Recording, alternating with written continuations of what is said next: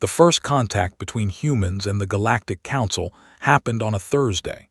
Ambassador Zethrix of the Velori species floated into the meeting room on her 6 delicate legs. Her compound eyes scanned the human delegation, and she felt the familiar calm of diplomatic procedure settle over her mind. She had done this many times before. New species joined the council every few decades, and the process was always the same. But then she saw the creature. It walked beside the lead human, a female named Sarah Chen. The creature had 4 legs, a long snout filled with sharp teeth, and eyes that tracked every movement in the room. Its fur was golden brown, and its tail moved slowly from side to side. When it noticed Zethrix looking at it, the creature pulled back its lips to show more of those terrible teeth. Zethrix screamed.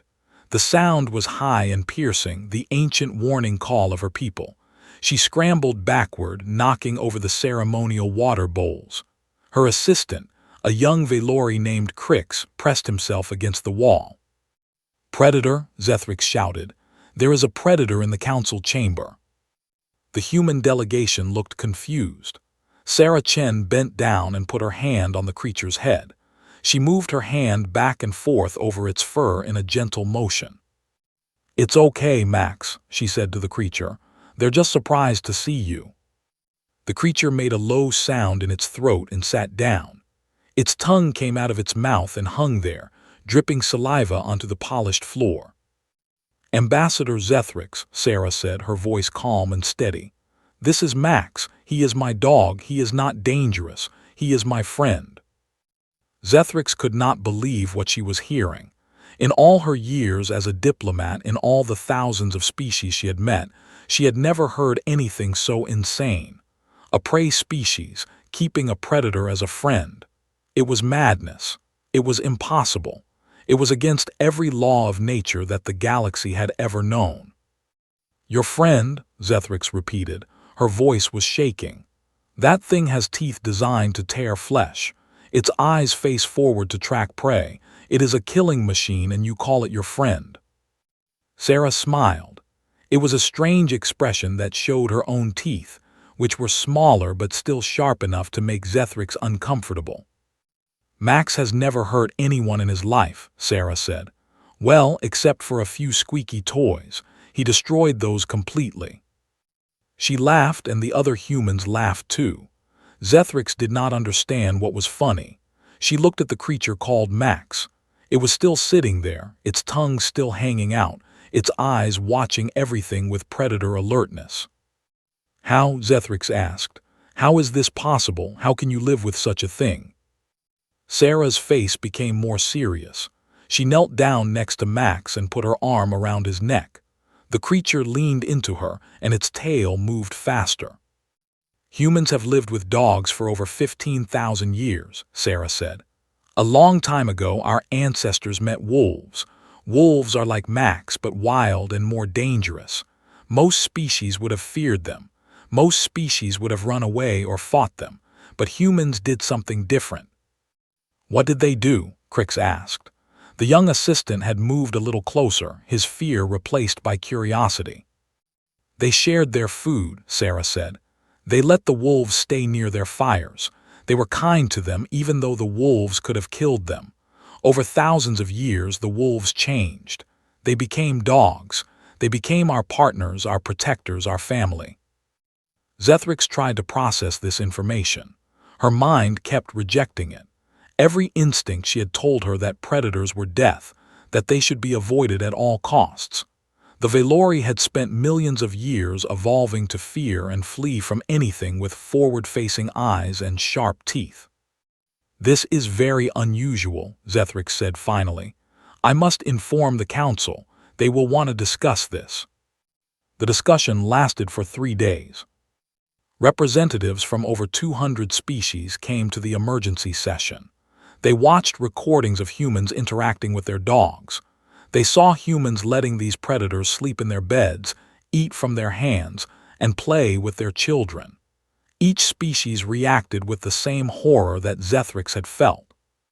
"They are insane," said Goroth, the ambassador from the Krelix hive. "Their brains must be damaged. No healthy mind would do such things. Perhaps they were conquered by the predators, suggested Meltrick of the Savathi Collective. Perhaps the dogs are the true masters and the humans are their servants. That does not match the evidence, said the AI representative from the Silicon Mines. The humans clearly control the dogs. They tell them what to do and the dogs obey. This is a partnership, but one where humans have the dominant role. But why? Goroth demanded.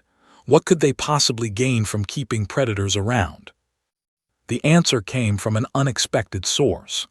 Old Vareth, the ancient historian of the council, raised his withered hand. He was from a species that had been part of the council for over 1,000,000 years. When he spoke, everyone listened. I have been searching the archives, Vareth said. His voice was weak but clear. I found something interesting. Humans are not the first species to form bonds with predators. There have been others. The chamber went silent. What happened to them? Zethryx asked. Vareth's expression was hard to read. They became the most successful species in their regions of space. They built great empires. They solved problems that other species could not. And then, eventually, they fell. But while they existed, they were among the most powerful civilizations in galactic history. Why? Meltrick asked. How does keeping predators make a species powerful? Vareth turned his ancient eyes toward the screen, where Sarah Chen was shown playing with Max in a park. The dog was running, catching a disc that the human threw, bringing it back with joy in its entire body. Because it teaches them something that other species never learn, Vareth said. It teaches them that enemies can become friends. It teaches them that fear can be overcome with patience and kindness. It teaches them that the universe does not have to be divided into predator and prey, into those who kill and those who run. Humans learn to see the wolf not as a monster but as a potential partner. And if they can do that with wolves, imagine what they might do with us.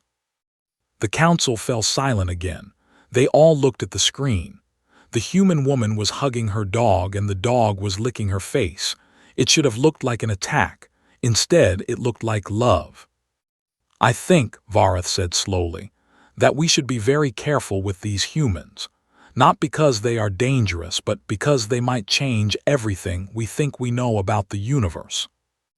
1 month later, the first human diplomatic mission arrived at the council station. Sarah Chen led the delegation and Max walked beside her. This time, no one screamed.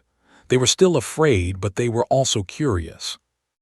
And that curiosity would change the galaxy forever. The first year of human membership in the Galactic Council was full of surprises. Sarah Chen quickly became one of the most popular ambassadors in the station. Part of this was her personality. She was warm and friendly, always willing to talk, always interested in learning about other species. But a large part of it was Max. At first, the other species avoided the dog. They walked wide circles around him in the corridors. They pressed themselves against walls when he passed. Some species refused to meet with the human delegation at all because of his presence. But Max was patient. He never chased anyone. He never barked at the nervous aliens. He just sat quietly or walked calmly beside Sarah or lay down in meetings and went to sleep. Slowly, very slowly, the fear began to fade. The Thurley were the first to approach him. They were a small species, about the size of earth rabbits, with soft gray fur and large ears. They were also one of the most fearful species in the galaxy. Their entire evolutionary history had been about hiding from predators. But young Thurley were curious. A child named Pip watched Max from behind his mother's legs for 3 whole days. On the 4th day, while Sarah was in a meeting, Pip crept closer to the sleeping dog. Max opened one eye. His tail gave a single wag. Pip froze. His tiny heart beat so fast that it was almost a continuous hum. Every instinct told him to run, but something else, something new, told him to stay. Max closed his eye again. Pip took another step, then another. Then he reached out one tiny paw and touched Max's fur. It was soft. softer than anything Pip had ever felt, and it was warm. The warmth spread from his paw up through his arm and into his chest. It was the warmth of a sunny day, the warmth of his mother's embrace, the warmth of safety. Pip did not understand. This creature could kill him with one bite. It was designed for killing.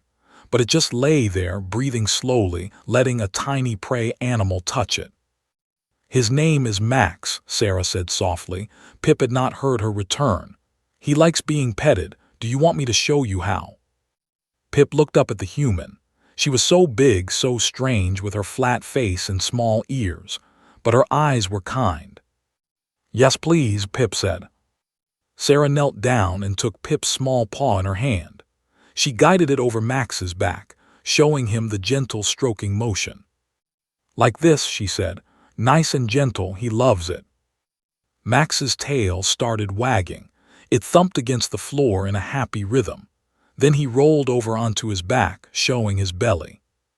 "He wants you to rub his belly," Sarah said, laughing. "That means he really trusts you." Pip felt something strange in his chest. It took him a moment to recognize it. It was pride.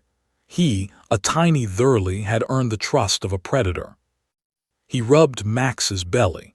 The dog made a happy groaning sound and kicked one of his back legs. "I like him," Pip said. "He is a good predator." Sarah smiled. "He's not really a predator anymore. He's just Max." Word spread quickly through the station. The Thurley child had touched the human's predator and survived. Not only survived, but enjoyed it. Within a week, there was a line of young aliens waiting to meet Max. Sarah set up official Max time sessions. Aliens could sign up to spend 10 minutes with the dog under her supervision. The sessions were always full. Young and old, fearful and curious, they all came to experience something impossible: peaceful contact with a predator. Not everyone was happy about this. Ambassador Goroth of the Krelix Hive called an emergency session of the council. His compound eyes glittered with anger as he spoke. "The humans are corrupting our young," he said. "They are teaching them to trust predators. This is dangerous. It goes against millions of years of proper survival instincts." "With respect, Ambassador," Sarah replied, "we are not teaching anyone to trust all predators. We are introducing them to one specific animal who has been bred and trained to be safe around other species." "That is a fine distinction," Goroth snapped. "The young ones do not understand such things. They will think all predators are friendly. They will approach wild hunters on their home worlds and be eaten." "Has that happened?" Sarah asked. "Has any young one who met Max been eaten by a wild predator?" Goroth hesitated. "Not yet, but it could happen." "Or," said a new voice, "they could learn something valuable." Everyone turned to look at the speaker. It was Vren, the security chief of the station. She was from the Manthari species, tall and muscular, with thick scales and sharp claws. The Manthari were one of the few predator species in the council, and they were viewed with deep suspicion by most other members. "What could they possibly learn?" Goroth demanded. Vren walked to the center of the chamber. Her claws clicked on the floor. Several representatives shifted nervously in their seats. "I have watched the sessions with the human's dog," Vren said. "I have seen something I never expected to see. I have seen prey species learning to read predator body language. They are learning to tell the difference between a threat and a friendly approach. They are learning skills that could save their lives." "Or end them," Goroth insisted. "No," Vren said. "Listen to me. For millions of years, the prey species of this council have had one response to predators: run. But running is not always possible. Sometimes you are cornered. Sometimes you cannot escape. In those moments, knowing how to read a predator, knowing when to be calm and when to fight, that knowledge can mean the difference between life and death." She turned to look directly at Goroth. "My species has always been outside this council. We are tolerated, but we are not trusted. I understand why. We are predators, but we are also people. We have feelings and dreams and families. The prey species have never tried to understand us. They have only ever feared us." Vren paused. When she spoke again, her voice was softer. "The humans are the first species I have ever met who looked at a predator and saw a potential friend. And because of that, they are the first species who might be able to truly unite this council. Not just as an alliance of shared enemies, but as a family of different peoples who trust each other." The chamber was silent for a long moment. "You truly believe this?" Zethryx asked. Vren nodded. "I do, and I think the council should learn from the humans, not fear them." The vote that followed was close. By a margin of just 12 votes, the council decided to allow Max to continue his visits. But more importantly, they decided to establish a new program, the Interspecies Understanding Initiative. The program was simple. Different species would spend time together, learning about each other's biology, psychology, and culture. The goal was not to eliminate fear, but to transform it into understanding. Sarah Chen was asked to lead the program. She accepted with one condition: Max had to be included in all the sessions. "He's not just a pet," she explained to the council. "He's a teacher. He shows everyone that different species can love each other, that fear doesn't have to last forever, that with patience and kindness, even the most unlikely friendships can form." The program launched 1 month later, and slowly, very slowly, the galaxy began to change. 3 years after first contact, the first crisis came. The Vrakath swarm appeared at the edge of council space without warning. They were a species of pure predators, traveling through the galaxy in vast living ships, consuming everything in their path. They had destroyed over 200 civilizations in their long journey across the stars. The council had known they were coming. They had hoped they would turn away. They did not. The emergency session was chaos. Representatives shouted over each other. Some demanded immediate surrender. Others wanted to run and hide. A few called for war, but their voices were weak and uncertain. Sarah Chen watched the panic spread through the chamber. Max sat beside her, his ears flat against his head. He could sense the fear in the room. "Order, order," Zethryx called out, banging her gavel against the podium. "We must have order." Slowly the chamber quieted, but the fear remained. It hung in the air like a thick fog. "The Vrakath will reach our borders in 43 days, the military advisor reported. "Our combined fleet can slow them, but we cannot stop them. At current rates, they will consume the core worlds within 1 year." "Then we must flee," Goroth said. His voice was high and tight. "We must take what ships we can and run, find a new home on the far side of the galaxy." "The Vrakath will follow," Vren said grimly. "They always follow. Running only delays the end." "Then what do you suggest?" Goroth snapped. "Fight, we are prey species, we cannot fight predators." "Actually," Sarah said, standing up, "you can." Every eye in the chamber turned to her.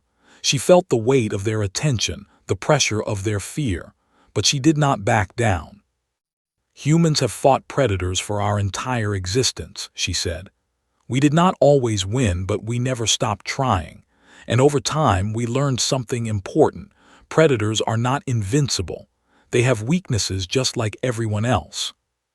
"The Vrakath are not like your Earth predators," the military advisor said. "They are intelligent, they work together, they adapt." "So do we," Sarah said. "So does this council. We have hundreds of species, each with unique abilities and knowledge. We have technology the Vrakath have never seen, and we have something they don't have." "What?" Zethryx asked. Sarah smiled. "Friends." She pulled up a holographic display. It showed the structure of the Vrakath swarm, millions of individual creatures working together as a single entity. "The Vrakath are predators," Sarah said. "They think like predators. They expect their prey to run or freeze or fight alone. They have never encountered a prey species that stands together. They have never encountered prey that fights smart instead of fighting scared." "What are you proposing?" Vren asked. "I'm proposing that we do what humans did with wolves," Sarah said. "We don't just fight the Vrakath, We study them. We learn their patterns, their weaknesses, their needs, and then we find a way to change our relationship with them. You want to make friends with them? Goroth asked, his voice full of disbelief. With the creatures that have eaten 200 civilizations? Maybe, Sarah said. Or maybe we find a way to convince them to hunt somewhere else. Or maybe we find a way to make them need us. The point is that fighting is not our only option and running is not our only option either. We can be creative. We can be clever. We can be human about this. You mean crazy, Goroth muttered. Sometimes that's the same thing, Sarah said cheerfully. The council debated for 6 hours. In the end, they decided on a mixed approach. The fleet would engage the Vrakath to slow their advance. Meanwhile, a special team would try to make contact with the swarm leadership and find a peaceful solution. Sarah volunteered to lead the contact team. So did Vren. So did, to everyone's surprise, young Pip, who had grown from a frightened child into a brave young diplomat. I learned from Max, Pip said when others questioned his choice. I learned that predators are not monsters, they are just different. Maybe the Vrakath are the same. The contact team left 3 days later in a small ship designed for speed and stealth. Max went with them. Sarah refused to leave him behind. He's my good luck charm, she said. Besides, if we're going to talk to predators, we should bring someone who knows how to get along with them. The journey to the Vrakath swarm took 2 weeks. During that time, the team studied everything the council knew about the aliens. It was not much. The Vrakath did not communicate in any standard way. They did not respond to radio signals or light messages. They simply moved through space, consuming whatever was in their path. They're like locusts, Pip said, looking at the data. They eat until there's nothing left and then they move on. Or like wolves, Sarah said thoughtfully. Wolves don't hunt for fun. They hunt because they're hungry. If the Vrakath are the same, then maybe there's a way to satisfy their hunger without destroying the council. How? Vren asked. We cannot feed them entire civilizations. No, Sarah agreed, but maybe we can feed them something else. She pulled up more data, this time showing the composition of the Vrakath's food sources. The alien predators consumed biological matter, but they seemed to prefer certain types. Specifically, they preferred matter that was rich in a rare element called xanthium. Xanthium, Sarah said. The council has mining operations across 12 systems. We produce more xanthium than we use. What if we offered it to the Vrakath? You want to feed the monsters? Vren asked. I want to change the relationship, Sarah said.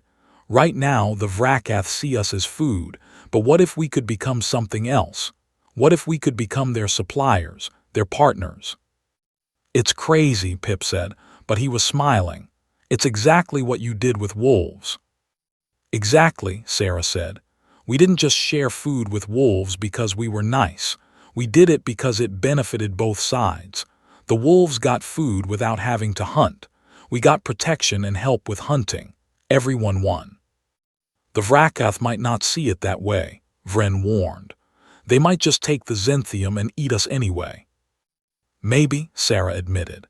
But we have to try, because the alternative is war, and in a war between predators and prey, the prey usually loses. They made contact with the Vrakath 3 days later. The swarm surrounded their tiny ship, vast living vessels blocking out the stars. For a terrible moment, Sarah thought they would be consumed like all the others. But then something unexpected happened. The Vrakath responded to their transmission. It was not words, it was not pictures. It was something else entirely, a wave of pure emotion that washed over the contact team. Hunger, endless, burning hunger, and beneath that something surprising, curiosity. The Vrakath had never encountered prey that flew toward them before. Sarah took a deep breath. She thought about Max, sitting beside her, warm and calm and trusting. She thought about the first wolf who had approached a human fire, hungry and curious. She thought about all the millions of years of fear between predator and prey, and how one moment of courage could change everything. "Hello," she said, broadcasting her own emotions as clearly as she could. "We come in peace, and we bring gifts." The negotiations with the Vrakath took 7 months. It was the hardest thing Sarah had ever done. The swarm did not think like individual creatures. They were a collective, millions of minds working together toward a single goal: survival through consumption. Getting them to understand the concept of partnership was like trying to explain music to someone who had never heard sound. But slowly, very slowly, they began to understand. The breakthrough came when Sarah introduced them to Max. She was desperate. Months of careful communication had produced little progress.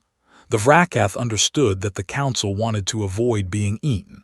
They understood that the Council was offering Xenthium, but they could not understand why prey would help predators.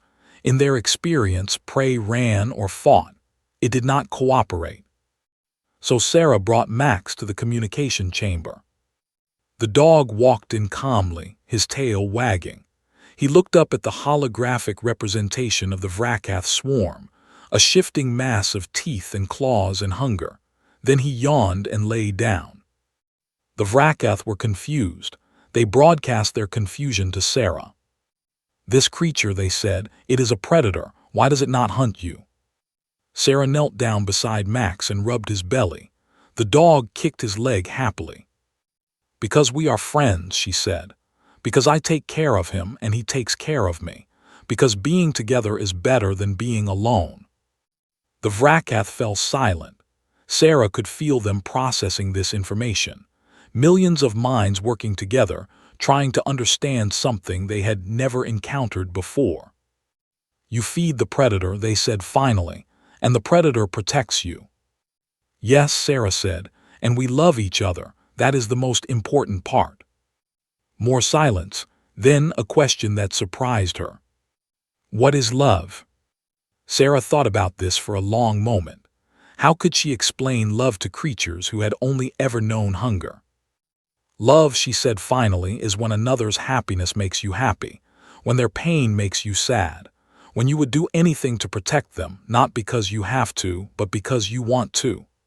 Love is choosing to care about someone even when it's hard, even when it's scary, even when they're different from you." She looked at Max, who was now asleep, drooling slightly on the floor. "Love," she said, "is what makes prey and predator into family." The Vrakath did not respond for 3 days. Sarah worried that she had made a mistake, that she had confused them too much, that they would give up on negotiation and simply attack. But when they finally spoke again, everything had changed. "We understand now," they said. "We have been alone for so long. We have traveled across the galaxy, consuming everything we found because that is what we knew.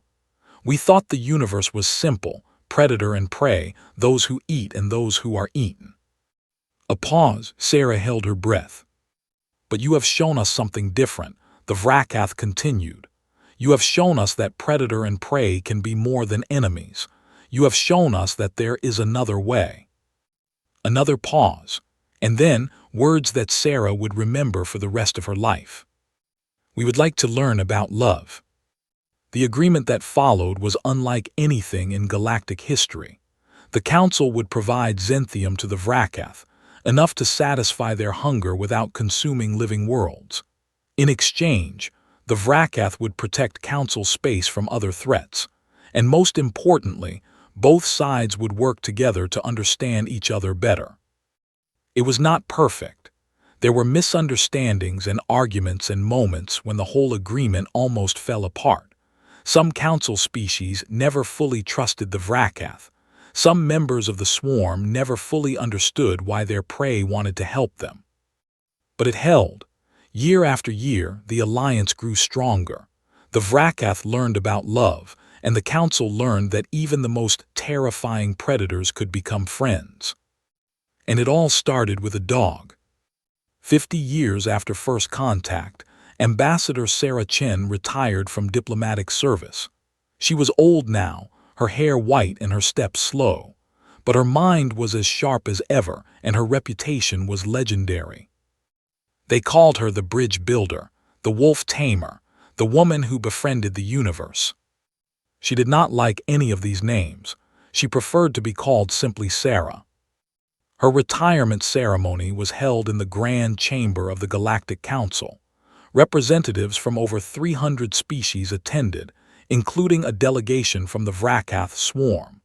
The chamber was full of creatures who had once feared each other, now standing side by side in peace. Zethrix, now the oldest serving ambassador, gave the main speech. 50 years ago, she said, I met a human for the first time. I was terrified not of her but of the creature walking beside her. A predator, I thought, a monster, an abomination against the natural order of the universe. She paused, letting her compound eyes sweep across the crowd. I was wrong, she said. That creature was not a monster, he was a teacher. He taught us that fear does not have to be forever, that enemies can become friends, that the universe is not divided into predator and prey, but into those who choose isolation and those who choose connection. Zethrix turned to look at Sarah, who sat in the place of honor, a blanket over her lap and a smile on her face. Sarah Chen taught us something that changed everything, Zethrix said. She taught us that love is stronger than fear, and because of her, the galaxy is a better place. The applause was thunderous. It went on for several minutes. Sarah waved and smiled and thanked everyone, but eventually the crowd parted and a small figure made its way to the front. It was Pip, no longer young but still small and soft and gray. He climbed up onto the stage and stood before Sarah. I have something for you, he said. His voice was thick with emotion. He held out a small box. Sarah took it with trembling hands and opened it. Inside was a collar. It was Max's collar, the one he had worn on the day of first contact. The leather was cracked and faded, but the tag was still bright. It said Max on one side and on the other, friend. Max had died 30 years ago, old and happy and surrounded by people who loved him. Sarah had kept the collar ever since, but she had given it to the Council Museum 10 years ago, wanting to share his memory with the galaxy. We want you to have it back, Pip said. Max was your friend first. He should go home with you. Sarah looked at the collar through tears. She thought about that first day in the council chamber when everyone had screamed at the sight of her dog. She thought about all the years since, all the friendships formed, all the fears overcome, all the impossible things that had become possible. Thank you, she whispered. Thank you so much. She went home that night to her apartment on the station. It was small and comfortable, filled with plants and books and memories. She sat down in her favorite chair and held Max's collar in her hands. There was a knock at the door. Come in, she said. The door opened, and a young human woman walked in. She was followed by a dog, a golden retriever with bright eyes and a wagging tail. Ambassador Chen, the woman said, I'm Alina Martinez. I'm the new head of the Interspecies Understanding Initiative. Please, Sarah said, call me Sarah. Alina smiled. She looked nervous but determined. I know you're retired, but I was hoping you might give me some advice. The initiative has grown so much, and I'm not sure I'm ready to lead it. Sarah looked at the young woman. She saw herself 50 years ago, young and scared and determined to change the universe. What's your dog's name? Sarah asked. Luna, Alina said. The dog's tail wagged faster at the sound of her name. Bring her here. Alina led Luna over to Sarah's chair. The old woman reached out and petted the dog's soft fur. Luna leaned into her touch, just like Max used to do. Do you want to know the secret? Sarah asked. Alina nodded eagerly. Yes, please. Sarah smiled. It was the same smile she had given to frightened aliens for 50 years. Warm, kind, patient. There is no secret, she said. You just have to love them, all of them, the prey and the predators, the ones who are afraid and the ones who are scary. You have to see the friend inside every stranger, the partner inside every enemy. It's not easy. It takes time and patience and courage. But if a wolf can become a dog and a dog can become a family, then anything is possible. She looked at Luna, who had now rolled over onto her back, demanding belly rubs. "Humans are special," Sarah said. "Not because we're stronger or smarter than other species. We're special because we're crazy enough to try to make friends with predators. And that craziness, that willingness to reach out when everyone else runs away, that's what the galaxy needs." Alina knelt down to rub Luna's belly. The dog kicked her leg and made happy sounds. "Do you really think I can do this?" Alina asked. "I know you can," Sarah said, "because you brought Luna with you. Anyone who loves a dog the way you love her will understand. They always do eventually." That night after Alina left, Sarah sat alone in her apartment. She held Max's collar in one hand and looked out the window at the stars. Somewhere out there, the Vrakath swarm was protecting Council space from threats. Somewhere out there, hundreds of species were learning to trust each other because of a program she had started. Somewhere out there, the galaxy was changing. And it had all begun with a dog. Sarah smiled and closed her eyes. She thought about Max, waiting for her wherever good dogs go. She thought about all the friends she had made, all the fears she had overcome, all the love she had shared. "Good boy, Max," she whispered. "You changed the universe. Yes, you did. Yes, you did." Outside, the stars shone bright. They had shone for billions of years, cold and distant and indifferent. But now, for the first time in galactic history, the creatures living among those stars were not alone. They had learned something that changed everything. They had learned to make friends with predators. And that made all the difference.